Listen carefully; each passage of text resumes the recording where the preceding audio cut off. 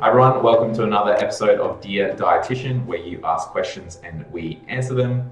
Remember to send your questions here to ask@dietitianlife.com.au, and yeah, it'll be in probably an upcoming episode. Sweet, so we have one today. The question is, how do you help someone with their abdominal obesity? So how can you help them reduce their stomach, essentially? Okay.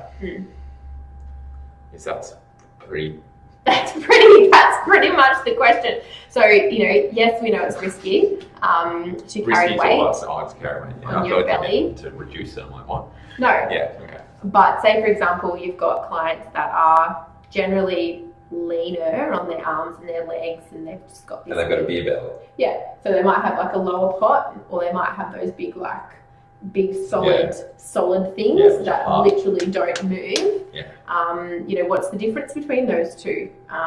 Is that another question? Well, yeah, definitely. What's the difference between those two, and how come one's easier to shift than the other? So which one's easier to shift?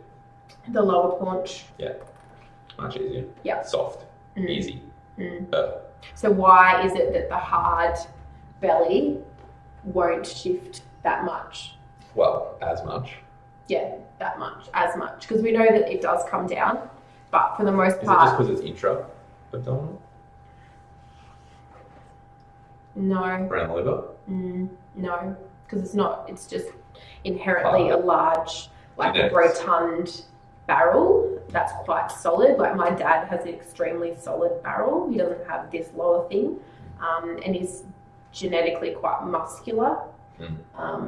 But he's always had a belly, and he sucks it in. It looks smaller, but at the end of the day, it's still a very solid, rotund belly. Whereas, I don't know, other guys, you can definitely see differences in the way in which they carry their belly, and I feel that they don't tend to be as muscular. So therefore, the genetic component to that is probably how we carry weight.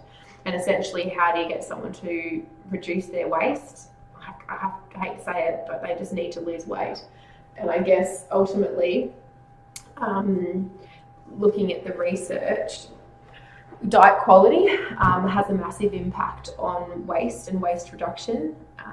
Exercise does help, but not so much to lose belly fat, but essentially help to keep it down.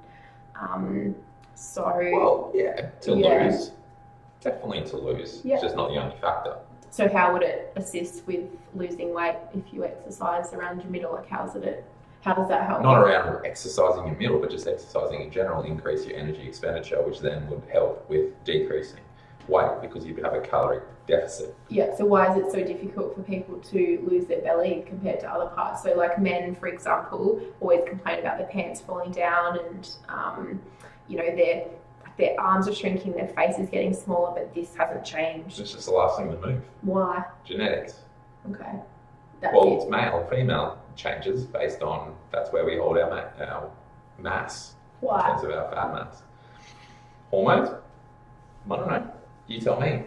Is it? Are you testing me? I'm trying to, a little bit. Yeah. Males actually have a lot more fat receptor cells around their belly. Genetics. No, that's sex-linked characteristics, which essentially is gene makeup, isn't it? Yeah, well, it can be. But yeah, that's part of it. But again, it's the same thing. It's obviously weight. The other is diet quality. So if your diet is excessive in anything, particularly alcohol sometimes, and certainly sugars, generally what we find is because the portal vein, which obviously directly comes from the liver, etc., goes up to the heart or whatever, it's more likely to take out the triglycerides, so the fat from your diet, and then impart that obviously into the system, and so therefore it tends to be that excessive nature that causes it to kind of go around here. So particularly triglycerides. So the question would be in terms of reducing and modifying those aspects to diet quality. So you want to be looking... So it's excess sugar and excess alcohol. Yeah. The tricks. Yeah, and certainly what we know is that most of the time people aren't consuming excessive amount of sugar unless they're consuming too much in general. So for the most part, like I said in the beginning, you do need to lose weight. There's also aspects to bloat. So, a lot of people will change their their waist will change as the day goes on, and obviously that's just eating in general, but also some foods probably promote that more so than others. So going down a rabbit hole, you've got to answer this question. Yeah, but that's all addressing it as well too. So in terms of diet quality, if people are consuming too much fibrous foods, then obviously sometimes they'll have a bit of belly bloat, and that's certainly quite common in women if they're eating too much in general. So that can have an impact on how big their waist is, because a lot of the time for most people it's changing as they lose weight. It's just not as obvious, particularly for men, because that's obvious where they carry most of their weight, so they're not going to see a drastic change there. But in terms of strategies, what was the question again? How do we help people lose belly fat specifically? Well, you can't spot reduce weight in general. You can't spot reduced fat. So you exercising and doing abs is not going to decrease, or to make sure you can see abs through your fat. It's not going to decrease the fat. You doing a bunch of bicep curls isn't going to minimize the fat in your biceps. So that's just across the board. That's even if your PT tells you that you can do that. Idiot. Yeah. Or male or female, both idiots. If they said that, you can't spot reduce it. So if you're losing fat mass, where it's lost is based on genetics and where you're losing it. It's, for some people, they might lose it off their back, well and truly, before they lose it from their front. Some people do waist, some people do legs, some do arms. Like, it's just, and you can't go, oh yeah, you're looking at someone, and you can't, right? Do you think you can? You can't look at someone and go, all right, you're going to lose it from your back first, and you're going to lose it from your arms first. No, you generally can have a good idea if you look at them in terms of... You can see based on how they carry weight. Where it's distributed. Like, if you don't have a lot of space for movement on the lower part, then obviously you're not probably going to lose a lot there. Yeah. And vice versa. Yeah.